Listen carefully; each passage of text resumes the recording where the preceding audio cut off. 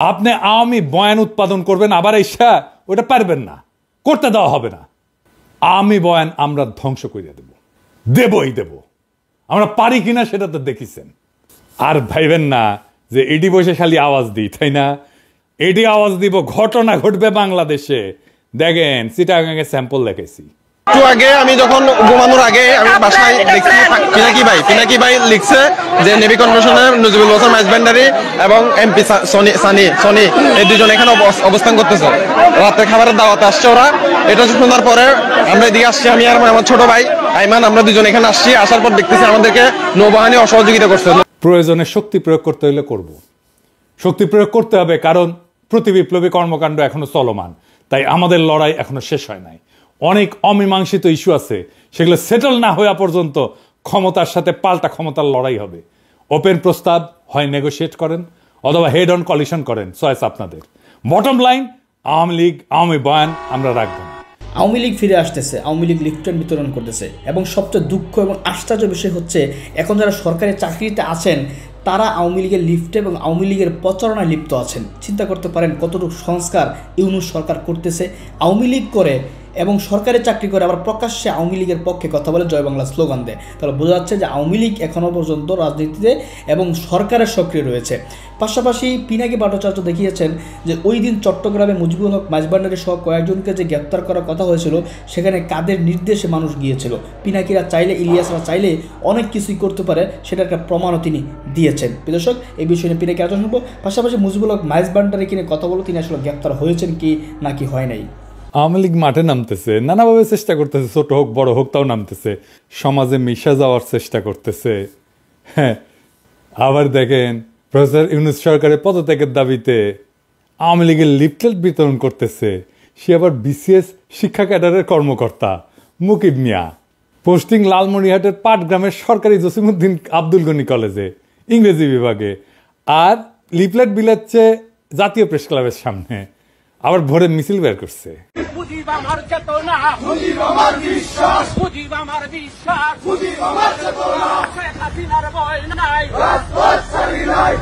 Slogan আবার দিচ্ছে ওই মুকিম, ওই ছাত্রলীগের কেন্দ্রীয় কমিটির সাবেক গণশিক্ষা বিষয়ক সম্পাদক ছিল। এইগুলা যেটি দেখবেন সেটি দাবরানি দিবেন, কোথাও এদের দাঁড়াবার দিবেন না। এটাই হইতেছে এখনকার স্ট্র্যাটেজি। 4 আগস্ট এই হারামজাদা শিক্ষা ভবনের সামনে মিছিলের নেতৃত্ব দিছে, খুনি হাসিনার পক্ষে প্রকাশ্যে স্লোগান দিছে। তারপরে 6 মাস ঘুরে বেড়াচ্ছে, পোস্টিং নিয়ে বসে আছে পাটগ্রামে যে।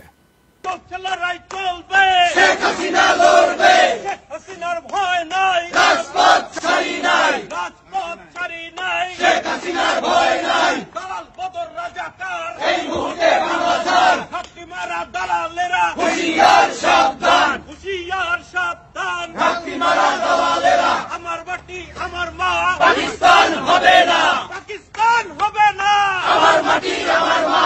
শিক্ষামন্ত্রীর বাসায় হামলা কেন? খুনি খালেদা জবাব দে, খুনি খালেদা জবাব দে। শিক্ষামন্ত্রীর বাসায় হামলা কেন? শিক্ষামন্ত্রীর বাসায় হামলা কেন? খুনি খালেদা জবাব দে। গত 6 মাস তার ফেসবুকে টানা অপপ্রচার চালায় গেছে সরকারি চাকরি কইরা।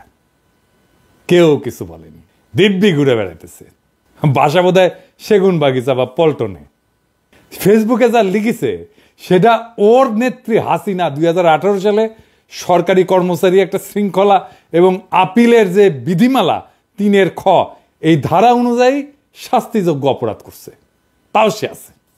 শিক্ষামন্ত্রী হচ্ছে বিএনপির পছন্দের মন্ত্রী, ওই ডায়াপার পরা ওয়াহিদুদ্দিন মাহমুদ। 30 সেপ্টেম্বর আমি পোস্ট দিছিলাম এই ভিডিওর। ওই মাউসির সামনে স্লোগান মাস্টার কে নামও পাওয়া গেছে। 1 নম্বর তরিকুল ইসলাম 35তম বিসিএস, সাদিয়া সুলতানা 35তম বিসিএস, দিদারুল ইসলাম 34তম বিসিএস, আর মুকিব মিয়া যে স্লোগান দেওয়া 33তম বিসিএস, বিজয় কুমার ঘোষ 24তম বিসিএস, স্বরূপ কাহালি 24তম বিসিএস। ওই স্লোগান দিচ্ছে, স্বরূপ কাহালির স্লোগান দিচ্ছে। জাফর আলী 16 বিসিএস। ওই এই প্রোগ্রামের মূল আয়োজক মনিরুল ইসলাম 24 BCS, doctor Enamul Haque 24 BCS. এরা কে কোথায় আমরা জানতে চাই। এই ভিডিওর কমেন্ট বক্সে লিখে দিবেন কে কোথায় আছে জানেন কিনা, তারপরে ওদের ধরেছি। আর ডায়াপার পড়া শিক্ষা উপদেষ্টা এইগুলো যদি চাকরির থাকে তাইলে কলে তোমার খবর আছে কয়ে দিচ্ছি, ডায়াপার টেনে খুলে ফেলবো। এর মধ্যে এই যে মাসুম রেজা ডয়েসে ভেলেকে সাক্ষাৎকার দিতেই পারে, কিন্তু শেষে কি কইছে দেখেন, কইছে আমরা যে ছাত্রদের বৈষম্য বিরোধী আন্দোলন করেছিলাম, বৈষম্য দূর করার কথা বলেছিলাম, তার সুযোগ নিয়ে এমন এক শক্তি চলে এসছে যা সম্পূর্ণরূপে বাংলাদেশ বিরোধী, যে বাংলাদেশের স্বাধীনতা মূল ভিত্তি যেগুলা সেগুলার বিরোধী। এইগুলোকে যদি আমরা প্রশ্রয় দিতে থাকি আমরা তাহলে সামনে বাংলাদেশকে হারিয়ে ফেলা ছাড়া আর কিছু দেখি না আমি। ওই করেছিল বৈষম্য বিরোধী আন্দোলন। গপ্প মারাও মাসুম রেজা আমাদের সমসাময়িক, আমার কয়েক বছরের সিনিয়র হবে, একই সাথে ছাত্র ইউনিয়ন করতো রাজশাহী বিশ্ববিদ্যালয়ে। আপনি করেছিলেন মাসুম ভাই বৈষম্য বিরোধী আন্দোলন। 16 জুলাই পরে তো শীত নিদ্রায় গেছিলেন, অক্টোবরে এসে ফেসবুক গুতাইতেছেন, লেখালেখি সব মুছে দিচ্ছেন নাকি? খুঁটি করেছিলেন বৈষম্য বিরোধী আন্দোলন খাটেত। 25 সুন্দর সুন্দর মাইয়া নিয়ে তো নাটক টাটক করেন, করতেও পারেন খাটেত। বৈষম্য বিরোধী আন্দোলন মুক্তিযুদ্ধ করেছে আপনাদের আগের প্রজন্ম খাটে, আপনিও করেছেন হয়তো। মেজর ডালিমকে নিয়ে 2 বিচিলা কইয়া পোস্টার লিছিলেন না? তো আমাকে পোলা বানিয়েছে কয় যে মেজর ডালিমের 2টা বিচি পাঠিয়ে দিই, মাসুমের 2টা বিচি ছিঁড়ে নিয়ে। বুঝছা চাইছিল কলে পোলা পায় আমি ঠেকাইছি। পাঙ্খা গছেছে মাসুম ভাই। নতুন বাংলাদেশে নতুন বয়ানের সংস্কৃতি চর্চা হবে। পুরো হাসিনার আমলে আওয়ামী ফ্যাসিবাদের বয়ান উৎপাদন করেছেন, ওই ন্যারেটিভ চলবি না। আপনাদের নতুন নাটক লিখতে হবে, নতুন সংস্কৃতি চর্চা করতে হবে। আমাদের বাংলাদেশ বিরোধী বলবেন না, ভুলেও না, কখনো না, কেউ যেন না বলে। এই আমাদের বাংলাদেশ বিরোধী বলবেন বিসি টাইনা ছিঁড়ে ফেলবো একেবারে। আপনার সাথে ব্যক্তিগত পরিচয়ের সূত্র ধরে বলতে চাই, অ্যান্টি ফ্যাসিস্ট শক্তির সাথে আপনাদের অ্যালাইন্ড হইতে হবে। আমার বাবা নাটকের লোক ছিলেন, আমি চাই আপনাদের সাথে কথা বলতে আপনাদের কনসার্ন শুনবো, আর আমাদের এক্সপেকটেশন শুনবেন। আমরা এনশিওর করব নিরাপদ সংস্কৃতি চর্চার। আপনি আওয়ামী বয়ান উৎপাদন করবেন, আবার এসা ওটা পারবেন না, করতে দেওয়া হবে না। আওয়ামী বয়ান আমরা ধ্বংস করে দেবই দেব। আমরা পারি কিনা সেটা তো দেখিছেন। আর ভাইবেন না যে এডি বসে খালি আওয়াজ দিই, তাই না? এডি আওয়াজ দিব, ঘটনা ঘটবে বাংলাদেশে। দেখেন চিটাগাঙে স্যাম্পল দেখাইছি।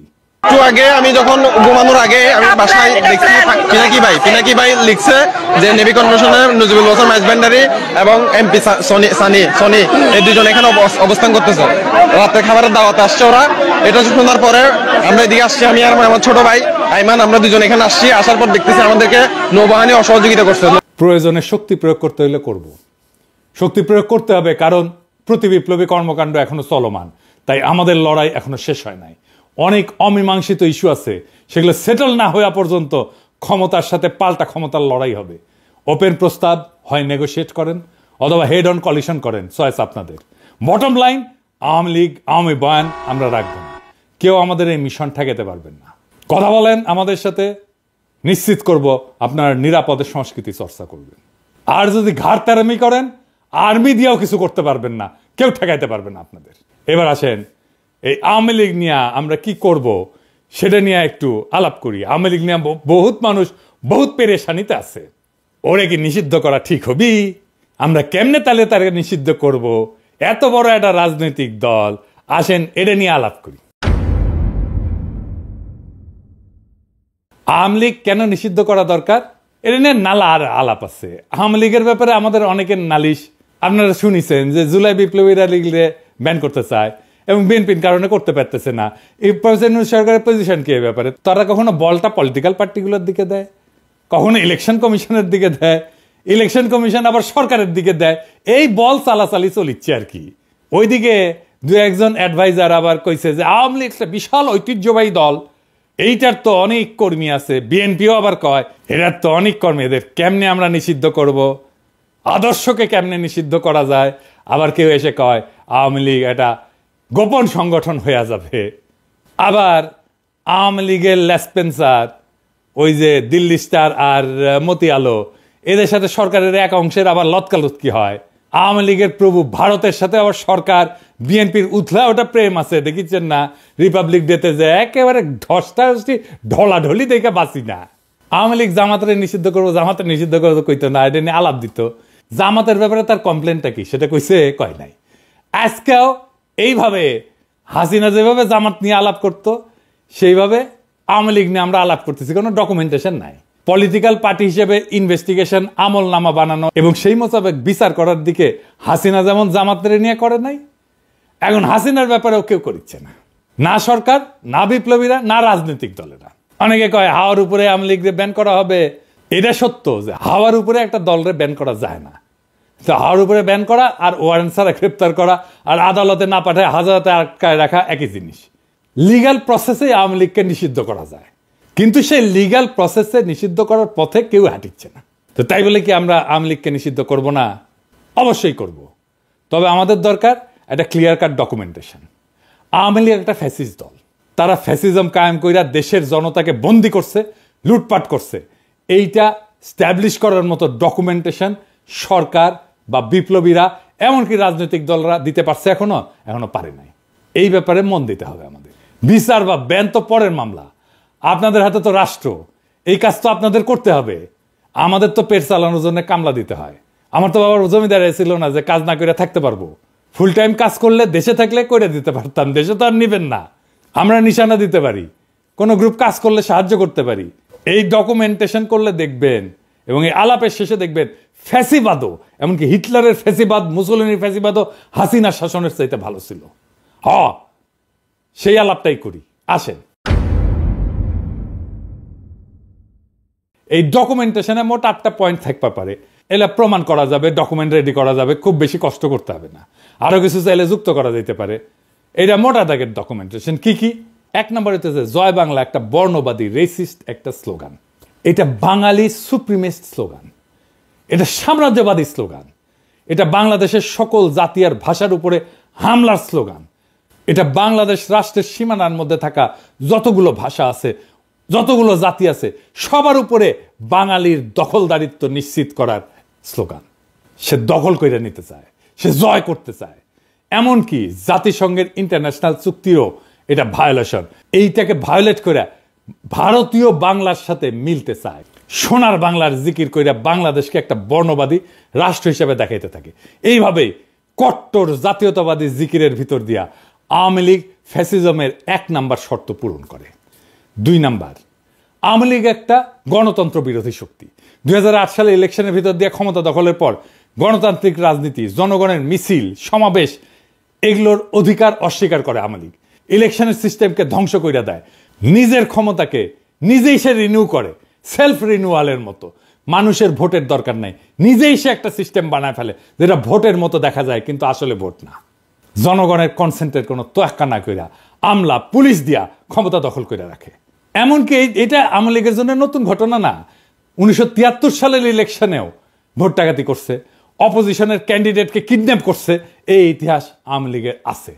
এবং তারপরে 1975 সালে সমস্ত পলিটিক্যাল দলকে ব্যান কইরা বাকশাল বানায় মুজিব নিজেকে বাদশাহ, আজীবনের রাজা, প্রেসিডেন্ট ঘোষণা করছিল। হাসিনা যে শেখ মুজিবের এই বাকশাল থেকে বাইর হয়ে আসছে তা না, নামটা দেয়নি বাকশাল, কিন্তু এটা করছে ডাবল বাকশাল। বাকশালের পক্ষে মিডিয়ায় কলাম লেখা হয়েছে, বই ছাপা হয়েছে। হাসিনার বুদ্ধিজীবীরা এই বই ছাপাইছে, কলাম লিখছে। নিজেদের শাসক বাছাইয়ের যে নাগরিকদের এখতিয়ার, সেটা ডাকাতি কইরা আওয়ামী লীগ ডেমোক্রেটিক কমিটমেন্টকে অস্বীকার করছে। এবং জাতিসংঘের যে মানবাধিকার কনভেনশন, যেটার একটা অন্যতম প্রধান বৈশিষ্ট্য হচ্ছে ভোট দেওয়ার অধিকার, সেইটা কায়রা নিছে। ওইটা ভাঙ্গা ফ্যাসিজমের আর একটা শর্ত পূরণ করছে। 3 নাম্বার, মানুষের বিবেকের স্বাধীনতা এবং ক্ষমতা সরকার রাষ্ট্রের ব্যাপারে নাগরিকদের অমত দেওয়ার যে এখতিয়ার, সেটা রদ করে দিছে আওয়ামী লীগ। আওয়ামী লীগের ক্ষমতা এবং সরকারের বৈধতা নিয়ে প্রশ্ন করাকে রাষ্ট্রদ্রোহিতা বলছে এবং রাষ্ট্রের বিরুদ্ধে ষড়যন্ত্র হিসেবে দেখাইছে এবং দেখাইয়া নাগরিকদের জেলে ঢুকাইতো শেখ হাসিনার আওয়ামী লীগ। ফলে হাসিনার শাসনের এখতিয়ারকে প্রশ্ন করার মতো কোনো মিডিয়াকেও থাকতে দেয় নাই। সমস্ত মিডিয়াকে সরকারি প্রোপাগান্ডা মেশিন বানায় তুলছিল হাসিনা এবং নিজেদের ডেফিনেশনের উন্নয়নের মিছা কথা প্রচারে রাষ্ট্রের সকল দপ্তর এবং বেসুমার টাকা পয়সা ঢালছিল তারা। এমনকি প্রাইভেট প্রতিষ্ঠান যেমন মোবাইল কোম্পানিগুলোকে বাধ্য করছিল তাদের প্রোপাগান্ডা প্রচারে। 4 নাম্বার, হিটলারের একটা বাহিনী ছিল, গেস্টাপো বাহিনী।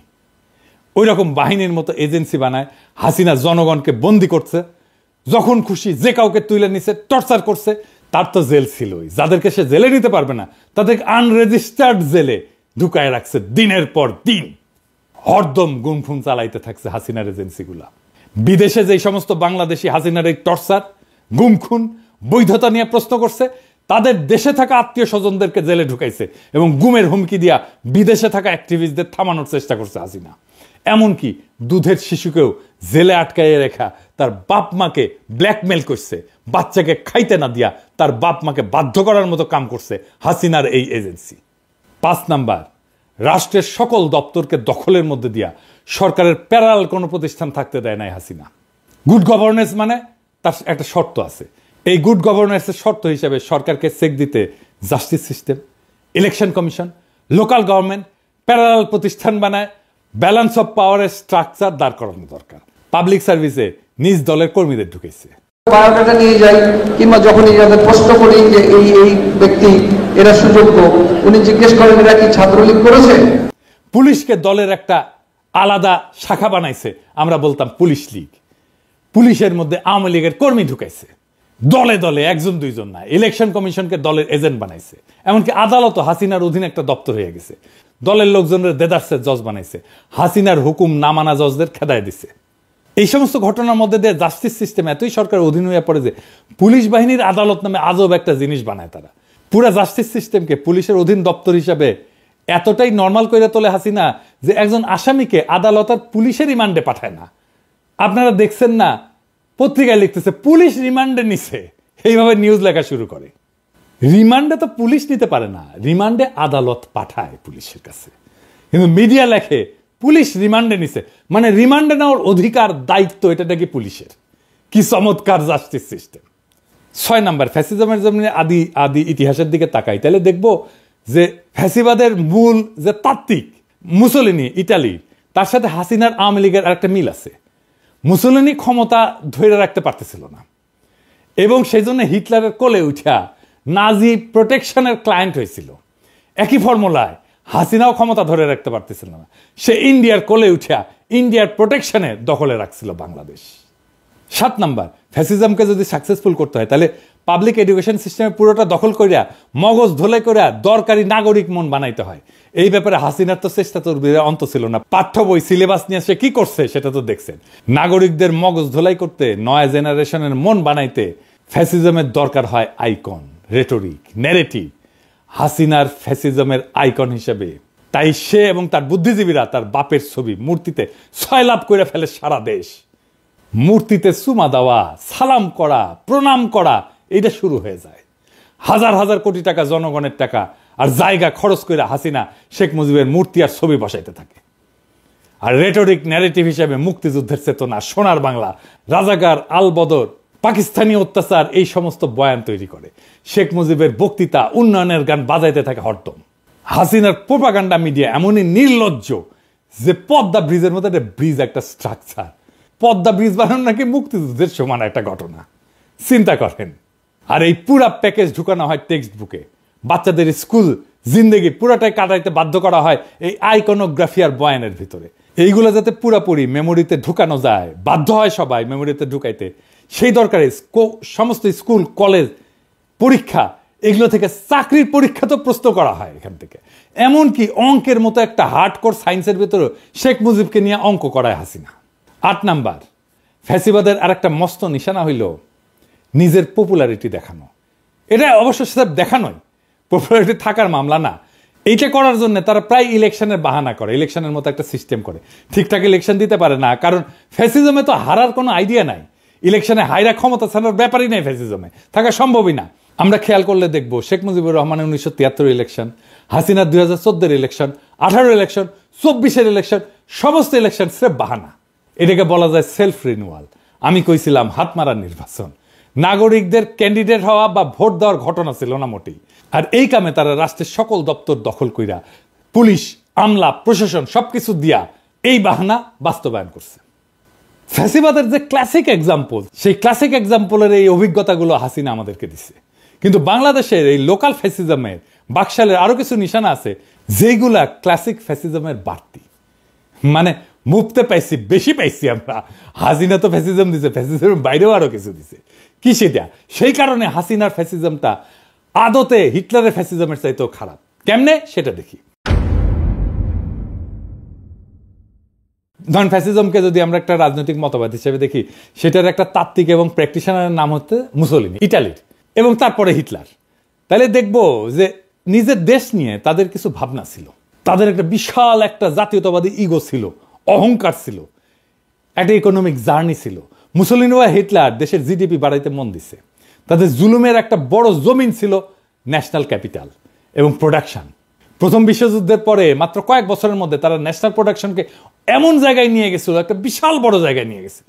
এই কাজে তারা কনসেন্ট্রেশন ক্যাম্পের বন্দীদের শ্রম ইউজ করছে, কিন্তু নিজের দেশের উন্নয়ন, নিজের দেশের উন্নতি তারা প্রচুর করছিল। তাদের একটা বর্ণবাদী গর্ব ছিল যে তারা দেশের জন্য অনেক কাজ করছে। কিন্তু হাসিনা বা মুজিব বাংলাদেশের মানুষকে ঘেন্না করত। তাদের গর্ব হইল তারা বাগদাদ থেকে আসছে। তারাও বর্ণবাদী, কিন্তু এই বর্ণবাদ দেশ বা দেশের মানুষ নিয়ে গর্ব করা না, বরং ঘেন্না করা। এখানে কইতে পারেন যে জিয়া রহমানের দলও তো জাতীয়তাবাদী, ন্যাশনালিস্ট। তাহলে জিয়ার দলের সাথে মুজিবের দলের এই ন্যাশনালিজমের মধ্যে কি তফাৎ? আসেন এটা একটু বুঝে দেখে, এটা খুব চমৎকার একটা বিষয়। হাসিনা বা শেখ মুজিব বাংলাদেশের মানুষকে ঘেন্না করত। তাদের গর্ব হইল তারা বাগদাদ থেকে এখানে আসছে। তারা বর্ণবাদী, কিন্তু এই বর্ণবাদ দেশ বা দেশের মানুষকে নিয়ে গর্ব করার মধ্যে বর্ণবাদ না, বরং ঘেন্না করার মধ্যে বর্ণবাদ। আর জিয়াউর রহমানের জাতীয়তাবাদ, এটা জাতীয়তাবাদ, কিন্তু এটা দেশের মানুষকে নিয়ে গর্ব করার জাতীয়তাবাদ, ঘেন্না করার জাতীয়তাবাদ না। হাসিনার কাছে বাংলাদেশ তার বাপের বানানো দেশ। বাপ তার এই দেশটাকে স্বাধীন করে দিয়ে গেছে। এর মালিক সে, এটা তালুকদার সে। এখানে হাসিনা আওয়ামী লীগ এখানে ডাকাতি করবে, কামাই করবে, তারপর পয়সা পাচার করে দেশের বাইরে নিয়ে যাবে। এই দেশ তো তার না, এই দেশে সে দয়া কইরা থাকে। এই কারণে হাসিনার বাকশালে শিল্প উৎপাদন এগুলো লাফায় লাফায় বাড়েনি মুসোলিনি হিটলারের মতো। জাতীয় সম্পদ মজবুত হয়নি, বরং কমছে। ব্যাংক ডাকাতি কইরা পাবলিক মানে বিদেশে পাচার করছে। এইভাবে আমরা একটা লোকাল ফ্যাসিজম পাইছি বাকশাল নামে। এইটা শাসনের পদ্ধতি হিসেবে ফ্যাসিবাদ, কিন্তু রাজনৈতিক মতবাদ হিসেবে ফ্যাসিজমের যে একটা কট্টর ন্যাশনালিস্ট একটা দেমাগ, অহংকার থাকে, সেটা নাই, সেটা গড় হাজির। মুসোলিনি হিটলার টর্চার জুলুমের ভিতর দিয়ে নিজ দেশকে পাওয়ারফুল করে তুলছে, যুদ্ধের তাগত পয়দা করছে নিজ দেশে। আর হাসিনা উল্টা বাংলাদেশকে জুলুম করছে, কিন্তু আস্তে আস্তে দুর্বল করছে। জাতীয় যে অহংকার, সেটাকে পুরাপুরি কোরবানি দিয়া শুরু থেকে ইন্ডিয়ার দাস রাজ্য হিসেবে বাংলাদেশকে তৈরি করছে এবং লুটপাট করছে। তার মানে এখানে হাসিনা লোকাল মাফিয়া গডমাতার। ফ্যাসিজমের সমস্ত পদ্ধতি সে কায়েম করছে, কইরা তার তালুকদারি কায়েম রাখতেছে এবং ডাকাতি কইরা বিদেশে পাচার করতেছে পাবলিক মানি। এই জন্যে বাকশাল হাসিনার শাসন ফ্যাসিজমের চাইতে খারাপ আসর রেখে গেছে, বাংলাদেশকে ফতুর কইরা রেখে গেছে হাসিনা। এটা ফ্যাসিজমের তুমুল টর্চার জুলুমের বাইরে বাড়তি খারাপ। ফ্যাসিজমে তো টর্চার জুলুম আছেই, হাসিনার শাসন ফ্যাসিবাদের টর্চার জুলুম চাইতেও অধিক বেশি কিছু, আরো বাড়তি খারাপ। হিটলার মুসোলিনি যেখানে তার দেশকে অন্তত ধনী বানাইতে কাজ করছিল, সেইখানে হাসিনা দেশটাকে ফতুর কইরা দিছে। মোটের উপরে বাকশাল এমন একটা রাজনৈতিক বন্দোবস্ত যেটা শাসনের সিস্টেমটা উপনিবেশিক কলোনিয়াল, আর যেটা চালানোর পদ্ধতি ফ্যাসিজম। এই জন্যই নতুন রাজনৈতিক বন্দোবস্ত কথাটা আসছিল। এখন বলেন, নির্বাচন দিলে কি দেশটা ঠিক হবে? আর হবে না। বাংলাদেশের সমস্যা নির্বাচনে কাটবে না। এই আওয়ামী লীগকে রাজনীতি করতে দেওয়া উচিত। যারা আওয়ামী লীগকে রাজনীতি করতে দিতে বলে, তারা কি আদৌ রাজনীতি বোঝে? তার মানে রাজনৈতিক বন্দোবস্তটা আমাদের জন্য কত জরুরি দেখেন। পুরো সিস্টেমের খোল নলসে পাল্টাই দিতে হবে। এটা পাল্টাই দিতে না পারলে বাংলাদেশকে ফতুর হওয়া থেকে বাঁচাইতে পারবেন না। ওই একইভাবে বাংলাদেশের সম্পদ লুট হয়ে যেতে থাকবে। এটা থেকে মুক্তির জন্যই জুলাই আগস্ট বিপ্লবে আমাদের ছাত্ররা, আমাদের সন্তানেরা রক্ত দিছিল। ওইটাকে সফল করে তুলতে হলে বাংলাদেশ রাষ্ট্রের আমূল সংস্কার ছাড়া কোনো উপায় খোলা নাই আমাদের হাতে। ওই রাস্তায় আমাদের যাইতেই হবে, ওটাই আমাদের পথ এবং সেই পথে আমরা হাঁটবই হাঁটবো। নির্বাচন দূরে থাকো, আগে বাংলাদেশকে রক্ষা করো, বাংলাদেশকে ফতুর হওয়া থেকে বাঁচাও, বাংলাদেশকে ফ্যাসিবাদের আসর থেকে বাঁচাও, বাংলাদেশ থেকে ফ্যাসিবাদের সমস্ত চিহ্ন দূর করার পথে হাঁটো। বাংলাদেশ ওই রাস্তায় হাঁটতে চায়, আমাদেরকে ওই রাস্তায় হাঁটতে দেন। আমরা ওই রাস্তায় হাঁটবই, আমরা বাংলাদেশকে ওই রাস্তায় নিয়ে যাবই। ইনকিলাব জিন্দাবাদ। দর্শক, আলোচনা শুনেছেন, শুনে অবশ্যই মন্তব্য করবেন। তিনি গুরুত্বপূর্ণ আলোচনা করেছেন কীভাবে আওয়ামী লীগকে দামিয়ে রাখা যায় এবং আওয়ামী লীগকে কীভাবে সোজা করা যায়। তো তার কথা নিয়ে আপনার মন্তব্য কমেন্ট বক্সে কমেন্ট করবেন। মুজিবুল হক মাঝভান্ডারীকে গ্রেফতারের কথা ছিল এবং গ্রেফতারের প্রক্রিয়া চলছিল, কিন্তু সেনাবাহিনীর বা নেভিদের মধ্যে একটা গ্রুপ তারা গ্রেফতার করতে দেয়নি, তারা তাদেরকে বাঁচিয়ে দিয়েছে, সেফ এক্সিট দিয়েছে। ইতিমধ্যে হয়তো আমরা জানতে পেরেছি তাকে বাহিরেও পাঠিয়ে দেওয়া হয়েছে। তো সেনাবাহিনী এবং নেভির ভিতরে লোকগুলো যদি এভাবে স্বৈরাচারকে প্রোটেক্ট করে সেফ এক্সিট দেয়, তাহলে কিন্তু সাধারণ মানুষের কিছু করার থাকবে না। সাধারণ মানুষ শুধুমাত্র আক্ষেপ প্রকাশ করা ছাড়া কিছু করা থাকবে না। আমি দেখেছিলাম হাসান আব্দুল্লাহ বলেছিলেন যে আমরা অনেক কিছু করতে চাই কিন্তু করতে পারতেছি না, আমরা অনেক কিছু দেখতেছি কিন্তু আমরা সেগুলো থামাতে পারতেছি না। এই কাজগুলোই আসলে সরকারের ভিতরে, সেনাবাহিনীর ভিতরে থাকা, প্রশাসনের ভিতরে থাকা আওয়ামী দালাল্লাই আওয়ামী লীগকে সাহায্য করছে, যেখানে ছাত্র জনতা, যেখানে উপদেষ্টারাও পর্যন্ত অসহায় হয়ে পড়েছে।